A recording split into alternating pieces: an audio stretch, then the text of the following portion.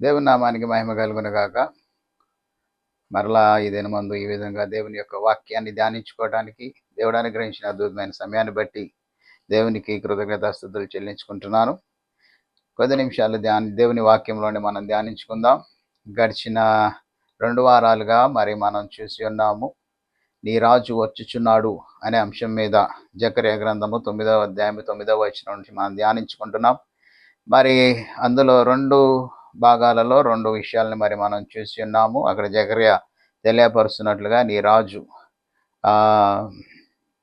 నీతిపరుడును రక్షణ గలవాడును దీనుడనై నీ వద్దకి వచ్చుచున్నాడని అక్కడ మనం చూస్తున్నాం. అందులో నీ రాజు నీతిపరుడు అనేటువంటిది మొదటి భాగంలో మనం చూసి ఉన్నాము.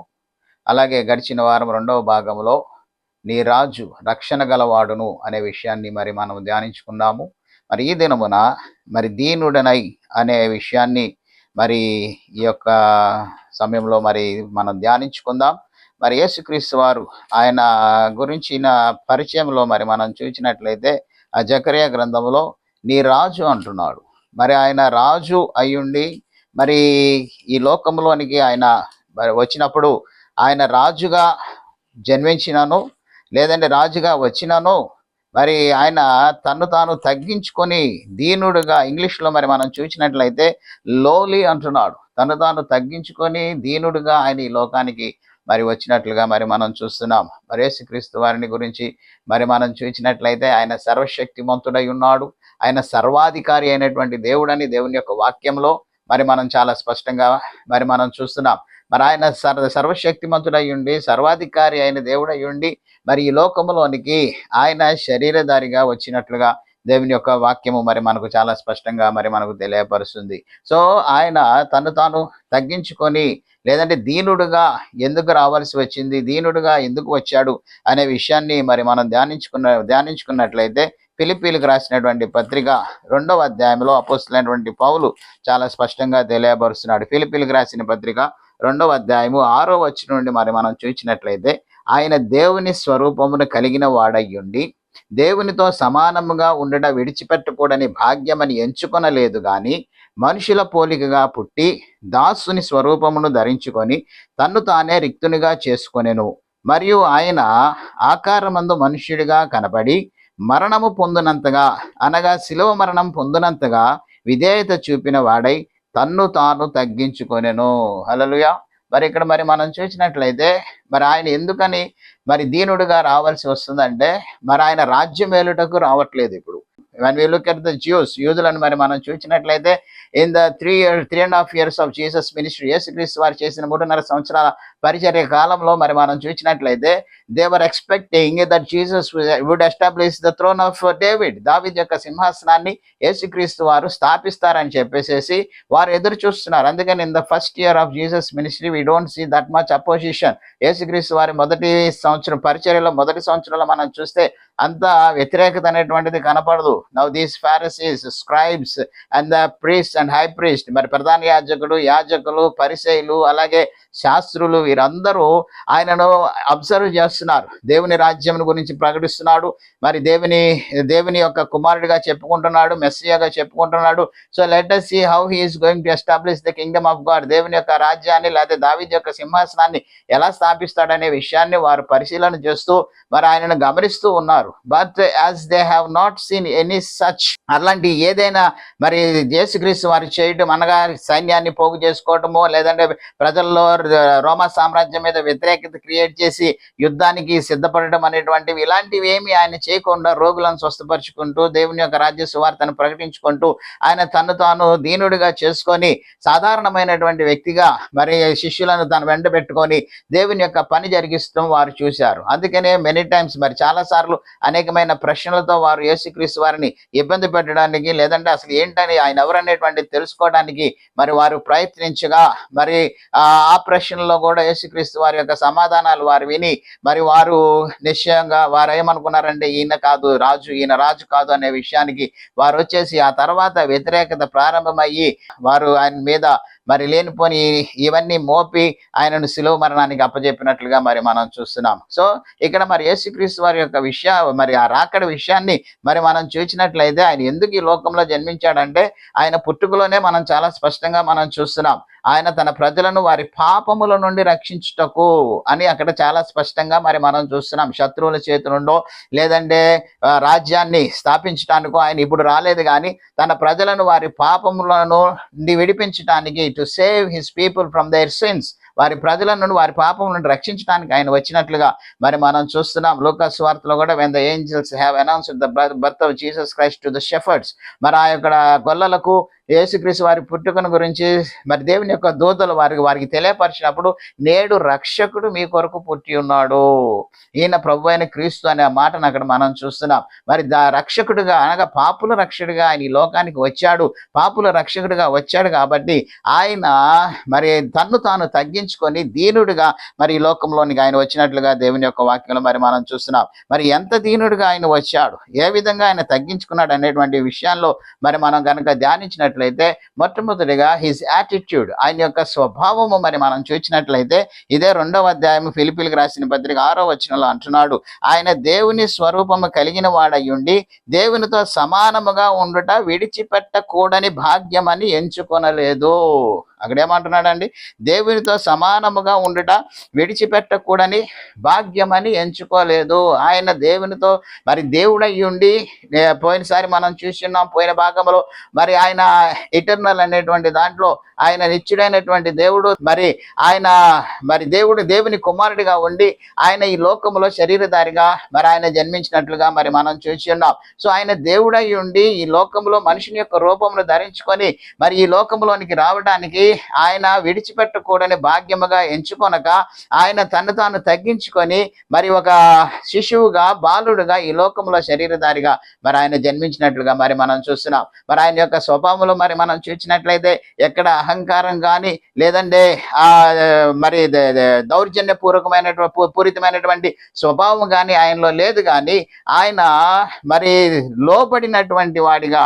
అందుకనే when we look at the introduction of Jesus Christ by John the Baptist, బాప్తిస్మిచ్చే యోహాను యొక్క మరి యేసుక్రీస్తు వారి పరిచయం చేసిన విధానం మనం చూసినట్లయితే ఆయన అంటున్నాడు, behold the lamb of God that taketh away the sin of the world, లోక పాపములను మోసుకొని పో దేవుని గొర్రె పిల్లగా మరి మనం చూస్తున్నాం. గొర్రె అనేటువంటి మరి ఆ యొక్క విషయంలో మరి మనం ధ్యానించినట్లయితే గొర్రెలు అనేటువంటివి సాత్వికము లేదంటే మరి తగ్గించుకున్న స్వభావం కలిగినటువంటివిగా, అనగా శ్రమకు వాటిని అవి అప్పగించుకునేటువంటివిగా మరి మనం మరి వాటిని మనం ప్రత్యేకంగా మరి మనం చూస్తున్నాం. అందుకని ఐషియా చాప్టర్ 53, యెషయా గ్రంథం 53వ అధ్యాయంలో కూడా మరి మనం చూసినట్లయితే, బొచ్చు కత్తిరించి వాని ఎదుట గొర్రె మౌనంగా ఉండునట్లు అతడు నోరు తెరవలేదు, వదకు తేపడు గొర్రె పిల్ల వలె ఆయన బాధింపబడినను నోరు తెరవలేదు అనేటువంటి మాటను మరి మనం చూస్తున్నాం. ఇక్కడ మరి ఆయన తగ్గించుకున్నాడు.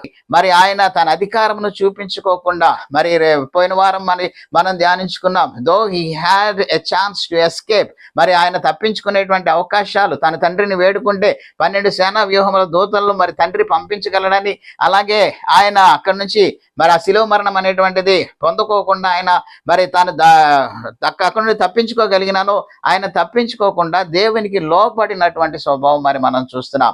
యేసుక్రీస్తు వారు మరి ఆయన స్వభావం మరి మనం చూసినట్లయితే లోబడేటువంటి స్వభావము, దేనికైనా ఎంత మట్టుకైనా ఆయన లోబడేటువంటి స్వభావముగా కలిగినటువంటి వాడై ఆయన ఈ లోకంలోనికి వచ్చి ఆయన తను తాను ఈ లోకంలో ఎంతో సాత్వికుడుగాను మరి ఆయన ఈ లోకంలో మరి ఎంతో దీనుడుగాను మరి మనం చూస్తున్నాం. అందుకనే even when we see about the palm Sunday, మట్లాదివారం మరి మనం జరుపుకుంటున్నట్లుగా మరి ఆ యొక్క సమయంలో యేసుక్రీస్తు వారు గుర్రాన్ని తెమ్మనలేదు కానీ గాడిదను తీసుకొని రమ్మన్నాడు. ఎందుకంటే to show that he has come to submit or surrender himself to the will of God, దేవుని యొక్క చిత్తానికి ఆయన తను తాను సమర్పించుకొని విధేయుడుగా లోబడినటువంటి వాడిగా వచ్చి ఉన్నాడు అనేటువంటి విషయాన్ని ఆయన అక్కడ తెలియపరచినట్లుగా ఆయన తను తాను తగ్గించుకొని మరి అక్కడ గాడిద పిల్ల పిల్ల మీద, గాడిద మీద ఆయన మరి ప్రయాణం చేసి వచ్చినట్లుగా మరి మనం చూస్తున్నాం. Even when we look at the birth of Jesus Christ, యేసుక్రీస్తు వారి యొక్క పుట్టుకను కూడా మరి మనం చూసినట్లయితే, వెన్ ద వైస్ మెన్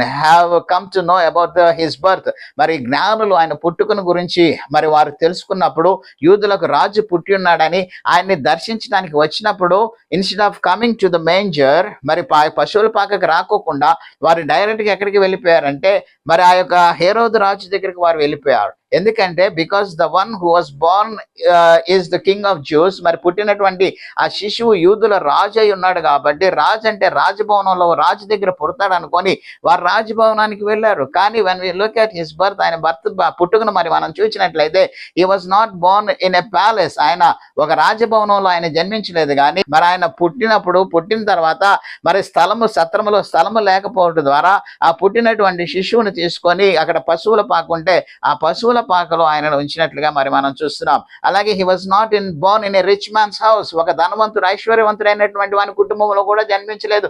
ఒక సాధారణ వడ్రంగి వాడైనటువంటి యోసేపు యొక్క కుటుంబంలో మరి ఆయన జన్మించినట్లుగా మరి మనం చూస్తున్నాం. నౌ హిస్ లైఫ్, ఆయన జీవితము, మరి ఇవన్నీ మరి మనం చూసినట్లయితే ఆయన స్వభావము ఒక సాధారణమైనటువంటి మరి స్వభావము కలిగినటువంటి వాడై మరి ఆయన ఈ లోకములో ఆ 33.5 సంవత్సరాలు జీవించినట్లుగా మరి మనం చూస్తున్నాం. సో దేవునితో సమానమైనటువంటి ఆయన ఆ యొక్క ధన్యతను విడిచిపెట్టకూడని భాగ్యం అని ఎంచుకొనక ఆయన శరీరధారిగా ఈ లోకంలో జన్మించి మరి ఆయన ఈ లోకంలో మన కొరకు తను తాను మరి రిక్తునిగా చేసుకున్నట్లుగా మరి మనం చూస్తున్నాం. రెండో విషయం మరి మనం చూసినట్లయితే, సో మొదటిగా ఆయన స్వభావం, హిస్ యాటిట్యూడ్ మరి మనం చూస్తున్నాం. ఆ యాటిట్యూడ్ని బట్టి ఆయన మరి చాలా లోలీగా, ఆయన దీనుడిగా ఉన్నాడనేటువంటి విషయాన్ని మరి గమనిస్తున్నాం. అలాగే రెండో విషయం మరి మనం చూసినట్లయితే ద అబేస్మెంట్, మరి ఆయన తన్ను తాను ఎంత మరి తగ్గించుకున్నాడు అనేటువంటి విషయాన్ని మరి మనం చూసినట్లయితే, అదే 2వ అధ్యాయము 7వ వచనం, ఫిలిప్పీలకు రాసిన పత్రిక 2వ అధ్యాయము 7వ వచనం మనం చూస్తే, మనుషుల పోలికగా పుట్టి దాసుని స్వరూపము ధరించుకొని తన్ను తానే రిక్తునిగా చేసుకొనెను అంటున్నాడు. మనుషుని పోలికగా పుట్టడం మాత్రమే కాదు, ఆయన దాసుని స్వరూపమును ధరించుకున్నాడు. ఎందుకంటే he has to surrender to the will of God, దేవుని యొక్క చిత్తమునకు ఆయన సంపూర్ణంగా లోబడాలి. ఆయన ఎంతవరకు తగ్గించుకున్నాడు రా అనే విషయాన్ని మరి మనం ధ్యానించినట్లయితే, యెషయా గ్రంథంలో మరి మనం చూస్తే 53వ అధ్యాయంలో మరి మనం ధ్యానించినట్లయితే ఏమంటున్నాడు, మరి నిశ్చయముగా అతడు మన రోగములను భరించెను, మన వ్యసనములను వహించెను, అయినను మొత్తబడిన వానిగాను, దేవుని వలన బాధింపబడిన వానిగాను, శ్రమ నొందిన వానిగా మనం అతను న్యాయించేతివి అంటున్నారు.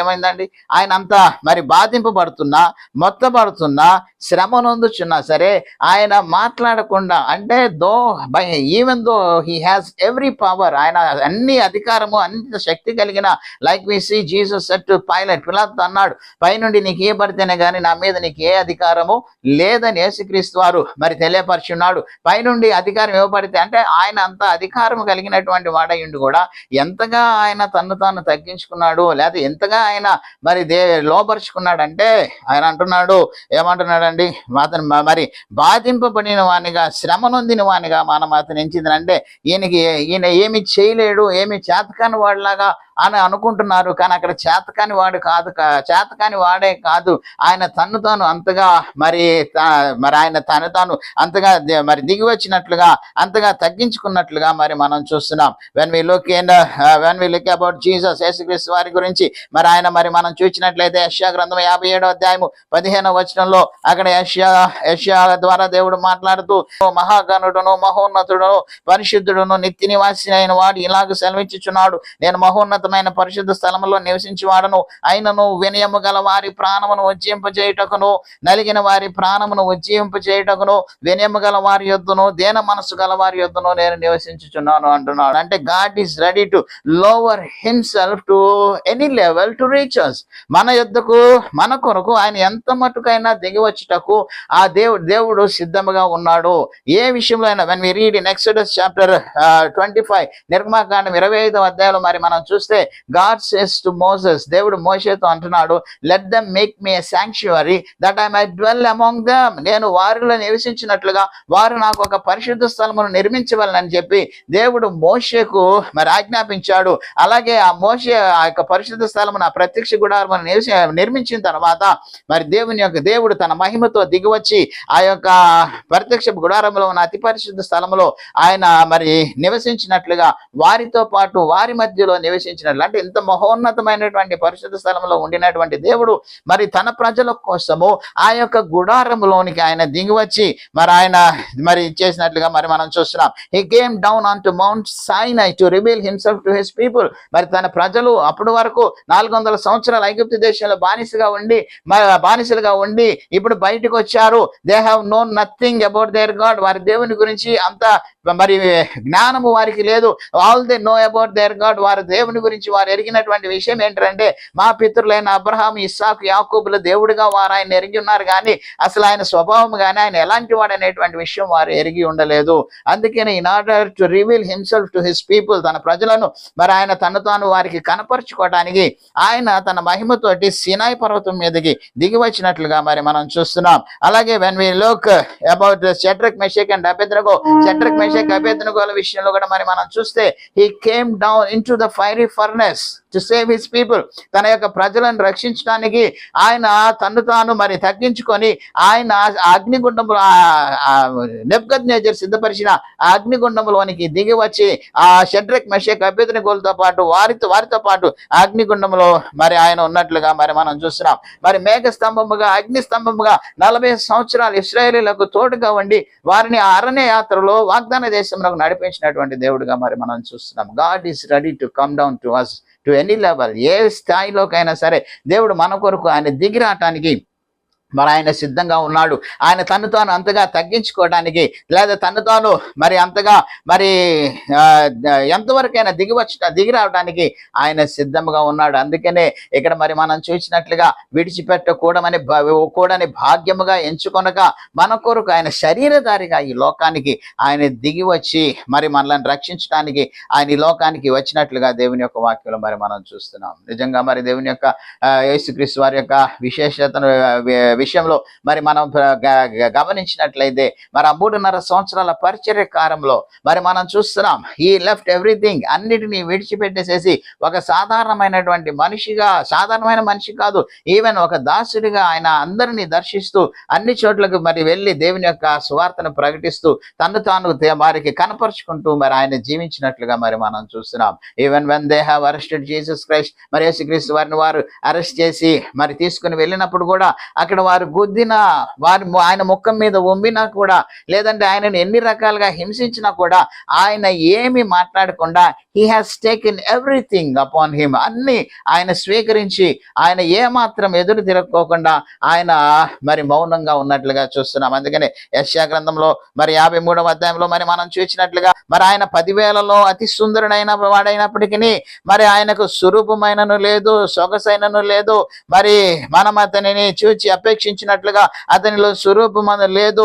అతడు తృణీకరింపబడిన వాడును, ఆయను మనుషుల వలన విసర్జింపబడిన వాని గాను, వ్యసనాక్రాంతుడు గాను, వ్యాధిని అనుభవించిన వాడి గాను, మనుషులు చూడనొల్లని వాను గాను ఉండెను అని చెప్పేసేసి అక్కడ మరి మనం చూస్తున్నాం. సో ఆయన తృణీకరించబడిన ఆయనను మనం ఏ విధంగా ఆయన ట్రీట్ చేసినా కూడా హీ వాజ్ జస్ట్ సైలెంట్, ఆయన కేవలం మౌనంగా ఉన్నాడు. ఎందుకంటే ఆయన అంతగా తను తాను మన కొరకు తగ్గించుకున్నాడు, తను తాను రిక్తునిగా చేసుకున్నాడు అనేటువంటి విషయాన్ని మరి అక్కడ ఫిలిప్పీలకు రాసినటువంటి పత్రికలో మరి మనం చాలా స్పష్టంగా మరి మనం చూస్తున్నాం. మరి ఆయన అంటున్నాడు హీ వాజ్, మరి అతడు అన్యాయపు తీర్పు నొందిన వాడే కొనిపోబడినట్లుగా మరి అక్కడ మరి మనం చూస్తున్నాం. దౌర్జన్యము నొందినను బాధింపబడినను అతడు నోరు తెరవకోకుండా ఆయన పూర్తి శిక్షను ఆయన తన పైన మరి వేసుకున్నట్లుగా మరి మనం చూస్తున్నాం. అంటే he surrendered his body or himself to those people. వారికి ఏం చేశాడు? తన శరీరమును తను తాను పూర్తిగా మరి సమర్పించేసుకున్నాడు. వారు ఏ విధంగా ట్రీట్ చేసినా, ఆయనకు ముళ్ళ కిరీటం పెట్టినా, ఏం చేసినా సరే, he just gave himself up to them. వారికి ఆయన తను తాను అప్పగించుకొని, అంతగా ఆయన తగ్గించుకొని మన కొరకు ఈ లోకంలో ఆయన మరి శ్రమ పొందినట్లుగా మరి మనం చూస్తున్నాం. సో మొదటిగా మరి మనం చూస్తున్నాం హిజ్ యాటిట్యూడ్. ఆయన మరి దీనుడు అనేటువంటి దాంట్లో ఆయన యొక్క స్వభావం, ఆయన యొక్క యాటిట్యూడ్ మరి మనం చూస్తున్నాం. దేవుని కుమారుడిగా, దేవుని మరి కుమారుడై ఉండి మరి దానిని విడిచిపెట్టకూడని భాగ్యం అని ఎంచుకొనకుండా ఆయన తను తాను మరి తగ్గించుకొని లోకంలో దేవునికి లోబడి ఆయన జీవించినట్లుగా చూస్తున్నాం. రెండో విషయం మరి చూసినట్లయితే హిజ్ అబేస్మెంట్. మరి ఆయన ఎంతగా మరి ఆయన హీనపరచబడ్డాడో, ఎంతగా మరి ఆయన మరి ఆయనని ఎంతగా ఆయనను అసహించుకున్నారో, ఏ విధంగా ఆయనతో వ్యవహరించారో, మరి ఏ విధంగా ఆయన చూసినా సరే మరి ఆయన చేసినా కూడా ఆయన మౌనంగా ఉండి అన్ని స్వీకరించినట్లుగా మరి మనం చూస్తున్నాం. మూడోది ఎందుకని దీనుడిగా వచ్చాడంటే హిజ్ అటోన్మెంట్. మరి ఆయన తన్ను తాను అపరాధ పరిహారార్థ బలిగా అర్పించుకోవటానికి ఆయన ఈ లోకానికి వచ్చాడు.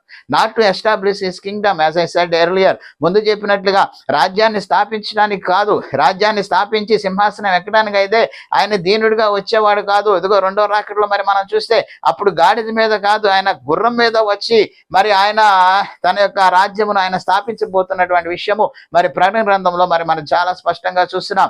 కానీ ఇక్కడ ఆయన వచ్చింది ఎందుకంటే తన్ను తాను అపరాధ పరిహారార్థ బలిగా మన పాపముల నుండి మనలను రక్షించుటకు, మనం పొందవలసినటువంటి శిక్షను ఆయన తనపైన వేసుకొని ఆ పాప శిక్ష నుంచి, పాపముల నుంచి మనల్ని విడిపించి మనల్ని పరిశుద్ధులుగా చేయడానికి ఆయన ఈ లోకమునకు వచ్చినట్లుగా మరి మనం చూస్తున్నాం. అదే ఫిలిప్పీలకు రాసిన పత్రిక 2వ అధ్యాయం 8వ వచనం మరి మనం చూసినట్లయితే అక్కడ అంటున్నాడు, 2వ అధ్యాయం 8వ వచనం, మరియు ఆయన ఆకారమందు మనుషుడిగా కనపడి మరణము పొందునంతగా, అనగా శిలువ మరణము పొందునంతగా విధేయత చెప్పిన వాడై తన్ను తాను తగ్గించుకొనెను. Why has he come as lowly? ఎందుకని తన్ను తాను తగ్గించుకొని దీనుడిగా ఎందుకు వచ్చాడంటే శిలువ మరణం పొందునంతగా. Now we see about the crucifixion of Jesus Christ. యేసుక్రీస్తు వారి యొక్క శిలువ మరణాన్ని మరి మనం ధ్యానించినట్లయితే ఆ యొక్క శిలువ మరణం మరి మనం చూస్తే మరి ఆయనతో పాటు ఇంకో ఇద్దరిని కూడా మరి సిలువ వేశారు. మరి ఆయనతో పాటు ఇంకో ఇద్దరిని సిలువ వేసినా కూడా మరి వారెవరిని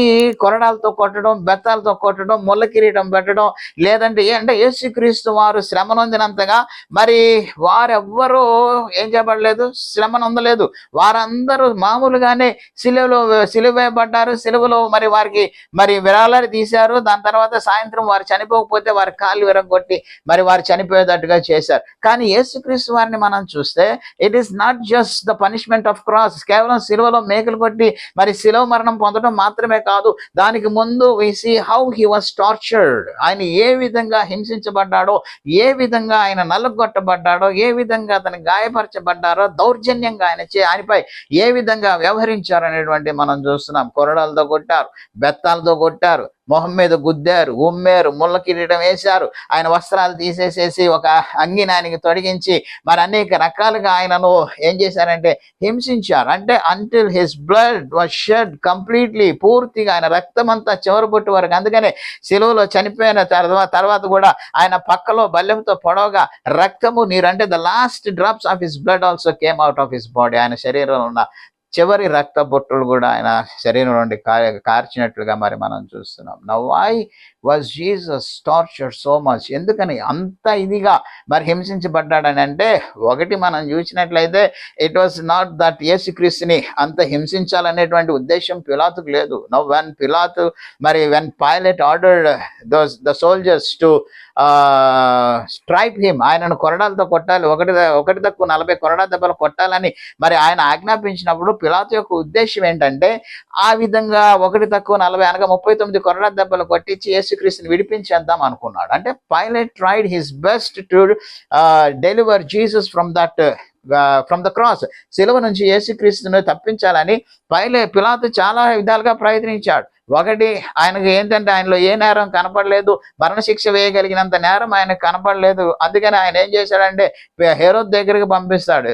ఎందుకంటే ఆయన తీర్పు తీర్చలేక హేరోద్ దగ్గరికి పంపిస్తే హేరోద్ కూడా ఏమి చేయాలో ఆయనకు అర్థం కాక తిరిగి పిలాతు దగ్గరికి పంపిస్తే మరి మొదటిగా ఏం చేస్తాడంటే పండుగ సందర్భంగా ఏదో ఒక ఖైదీని విడుదల చేయడం ఆచారం కాబట్టి మరి అక్కడ మరి బరబ్బాను అలాగే యేసుక్రీస్తు నిలబెట్టి మరి ఎవరు కావాలో కోరుకోమంటే యేసుక్రీస్తుని కోరుకుంటే యేసుక్రీస్తుని విడిపించేద్దాం అనుకున్నాడు. కానీ అక్కడ అందరూ బరబ్బాని కోరుకోవాలని ప్రజలను మరి అక్కడ ఉన్నటువంటి యాజకులు శాస్త్రులు వీళ్ళందరూ రెచ్చగొట్టేసరికి అందరూ బరబ్బానే కోరుకున్నారు. అలాగే మరి కొరడా దెబ్బలు కొట్టించి ఆ కొరడా దెబ్బలు కూడా మరి 1-40 కొరడా దెబ్బలు అంటే అది కూడా శిలువ మరణంతో సమానం. అలా కొట్టి విడిపించేద్దాం అనుకున్నారు. అలా కొట్టించినా కూడా మరి వారందరూ సిలువేయడి అని చెప్పి కేకలు వేసేసరికి ఆయన ఇక తప్పించే మార్గం లేక చేతులు కడుక్కొని ఇక నాకు ఈయన రక్తానికి నేను బాధ్యుడిని కాదని చెప్పేసి చేతులు కడుక్కొని వారికి అప్పగించేశాడు. ఎందుకని అప్పగించేశాడు? ఎందుకని అంటే యేసుక్రీస్తు వారు అంతగా హింసించబడటానికి అంతగా ఇది చేయబడటానికి కారణం ఏంటంటే మరి ఆయన పూర్తి శిక్షను ఆయన అనుభవించాలి. అందుకనే ఎన్ని రకాలుగా ఆయనను శిక్షించినా ఎన్ని రకాలుగా ఆయనను హింసించినా మనం చూసినట్లుగా యెషయా గ్రంథంలో దౌర్జన్యము నొందినను బాధింపబడినను ఆయన నోరు తెరవలేదు.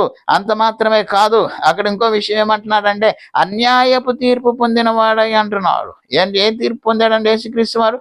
అన్యాయపు తీర్పు నొందిన వాడై అతడు కొనిపోబడినట్లుగా మరి మనం చూస్తున్నాము. అన్యాయముగా ఆయనను సిలువ వేశారు, కానీ అక్కడ దేవుని యొక్క చిత్తమును మరి ఆయన నెరవేర్చినట్లుగా మరి మనం చూస్తున్నాం. సో అందుకనే ఆయన దీనుడిగా ఎందుకు వచ్చాడంటే తను తాను అప్పగించుకోవటానికి ఆయన వచ్చాడు. మన కొరకు, మన పాపముల కొరకు, మనలను పాపం నుండి రక్షించడానికి, మరి మనలను విడిపించడానికి, మనలను దేవుని యొక్క రాజ్యంలో చేర్చడానికి ఆయన వచ్చి ఉన్నాడు. కాబట్టి అందుకనే తను తాను రిక్తునిగా చేసుకొని ఆయన ఈ లోకంలో తగ్గించుకొని దీనుడుగా మరి ఆయన ఈ లోకానికి వచ్చాడు. ఎందుకంటే ఆయన తను తాను అపరాధం. అందుకనే యెషయా గ్రంథము 53:10 చూస్తే అతను నలుగొట్టడం యెహోవాకి ఇష్టమాయను, అతడు తను తాను అపరాధ పరిహారార్థ బలిగా చేయగా మరి ఆయన సంతానమును చూచును. అనగా రక్షణ పొందేటువంటి మన కొరకు ఈవెన్ తండ్రి అయినటువంటి దేవుడు కూడా అతని కుమారుని నలుగొట్టడం ఆయనకు ఇష్టమైనట్లుగా మరి ఆ యొక్క అపరాధ పరిహారార్థ బలిగా యేసుక్రీస్తు వారు అప్పగించుకుంటే మరి ఆయన ద్వారా రక్షణ పొందేటువంటి మనలను ఆయన చూచి ఆయన మౌనంగా ఉన్నట్లుగా చూస్తున్నాం. అందుకనే when Jesus cried on the cross, my God, why hast thou forsaken me? నా దేవా నన్నేలా విడనాడితివి అని ఆయన మరి అక్కడ శిలువ మీద నుండి మరి గొప్ప స్వరముతో కేక వేసినా కూడా మరి తండ్రి అయినటువంటి దేవుడు కూడా మరి మౌనంగా ఉన్నట్లుగా మరి మనం చూస్తున్నాం. ఎందుకంటే he has to finish that work, ఆ యొక్క కార్యమును ఆయన నెరవేర్చాలి. అందుకని యేసుక్రీస్తు వారు కూడా తన శిలువలో చివరి 2వ మాటగా సమాప్తమైనదని చెప్పి ఆయన తాను తండ్రి చేతికి తన ఆత్మను అప్పగించుకొని మరి తన ప్రాణమును మరి తండ్రి చేతికి అప్పగించి మరణం పొందినట్లుగా మరి మనం చూస్తున్నాం. కాబట్టి ప్రేమ దేవుని బిడ్డలారా, ఆయన తగ్గించుకొని రావడాన్ని బట్టి ఆయన తాను దీనుడిగా చేసుకొని ఈ లోకంలోనికి వచ్చాడు, ఈ లోకంలో జన్మించాడు. ఎందుకు రానంటే ఆయన శిక్షించడానికి కాదు. I have come not to judge this world. ఈ లోకమునకు తీర్పు తీర్చుటకు నేను రాలేదు, లేదంటే శిక్షించడానికి నేను రాలేదు. I have come to save, నేను రక్షించడానికి మరి నేను ఈ లోకానికి వచ్చి ఉన్నానని చెప్పి యేసుక్రీస్తు వారు చెప్పాడు. అందుకని అన్నీ ఆయన సహించాడు. Even in his ministry also ఆయన పరిచయం చేస్తున్న దినాల్లో ఎన్నో అవమానాలు, ఎన్నో మరి పరిస్థితులు ఆయన ఎదుర్కొన్నప్పటికీ ఆయన ఏమీ మాట్లాడుకోకుండా ఆయన తాను మరి తన యొక్క పరిచర్యలో కొనసాగినట్లుగా మరి మనం చూస్తున్నాం. The all has left him at the cross. శిలువ దగ్గర అందరూ ఆయన విడిచిపెట్టారు. ఈవెన్ ద 12 disciples ఎక్సెప్ట్ యోహాన్ తప్ప మిగిలిన శిష్యులందరూ కూడా ఆయన దగ్గర ఎవ్వరూ లేరు. So he suffered agony. ఆయన ఆ యొక్క శ్రమను ఆయన అనుభవించాడు, బాధను అనుభవించాడు. ఎందుకంటే అది మనం పొందవలసినటువంటి శిక్ష. ఆ నరకయాతన ఆయన అనుభవించి ఆ నిత్య నరకాగ్ని నుండి మనల్ని తప్పించాడు. కాబట్టి ప్రేమ దేవుని 3 విషయాలు మనం చూస్తున్నాం. Why he has become lowly, ఎందుకని దీనుడిగా ఈ లోకానికి వచ్చాడంటే దీనుడిగా రావటం మరి మనం చూసినట్లయితే number 1 his attitude or his appearance, ఆయన యొక్క మరి స్వభావం మరి మనం చూస్తున్నాం. ఆయన లోబడేటువంటి వాడిగా మరి ఆయన దేవుని చిత్తమునకు లోబడే విధంగా ఆయన మరి ఈ లోకమునకు వచ్చి శరీరధారిగా వచ్చినట్లుగా మరి మనం చూస్తున్నాం. దేవుని యొక్క మరి రూపమును లేదంటే మరి దేవుని యొక్క స్వరూపము కలిగిన వాడై ఉన్నప్పటికీ, దేవుని యొక్క స్వరూపమును ధరించుకుని ఉన్నప్పటికీ అది విడిచిపెట్టకూడని భాగ్యం అని ఎంచకుండా ఆయన తగ్గించుకోవటంలో ఆయన యొక్క స్వభావం మరి మనం చూస్తున్నాం. తను తాను రిక్తునిగా చేసి, అలాగే హిజ్ అబేస్మెంట్, ఆయన ఎంతవరకు తగ్గించుకున్నాడంటే వారు ఎన్ని రకాలుగా ఆయన అవమానించినా, ఆయన్ని బాధించినా, ఏం చేసినా సరే నోరు తెరవకోకుండా ఆయన తన శరీరమును అలాగే తను తాను వారికి అప్పగించుకున్నట్లుగా మరి మనం చూస్తున్నాం. అలాగే హిజ్ అటోన్మెంట్, ఆయన యొక్క మరి తను తాను పరిహారార్థ బలిగా అర్పించుకోవటం అనేటువంటిది మరి మనం చూస్తున్నాం. అపరాధ పరిహారార్థ బలిగా ఎంతవరకు ఆయన శిక్షణ ఉందాలో అంత శిక్షను సంపూర్ణంగా ఆయన అనుభవించి తన యొక్క ప్రాణాన్ని తండ్రి యొక్క చేతికి అప్పగించుకున్నాడు. అందువలననే ఈరోజు మనకు రక్షణ. అందుకనే సాతాను కూడా ఈరోజు నువ్వు యేసుక్రీస్తు నామంలో విశ్వాసం ఉంచి ఆయన రక్తంతో కడగబడి నువ్వు రక్షణ పొందినట్లయితే నీ మీద నేరము మోపడానికి సాతాను దగ్గర ఇక ఏం ఉండదు. ఎందుకంటే all the punishment was taken by Jesus. పాప శిక్ష అంతా యేసుక్రీస్తు ద్వారా వారు పొంది ఉన్నారు. ఆయనలో రక్తం ద్వారా కడగబడడం ద్వారా ఆ పాప శిక్ష నుంచి మనం విడుదల పొందుతున్నాం. కాబట్టి ఈరోజు సైతాను కూడా లేదంటే ఎవరు నిన్ను దేవుని బిడ్డవు కాదని నీ మీద బ్లేమ్ చేయడానికి ఏది ఉండదు. ఎందుకంటే సంపూర్ణమైన శిక్షణ ఆయన పొందుకొని మనల్ని పూర్తిగా పవిత్రులుగా చేస్తున్నాడు. కాబట్టి రక్షణ పొందిన మనము ఆ పరిశుద్ధతను కాపాడుకొనొచ్చు. దేవునిలో ముందుకు సాగుదాం. దేవుడి మాటల ద్వారా మనల్ని అందరినీ దీవించి ఆశీర్వదించునుగాక. ఆమెన్.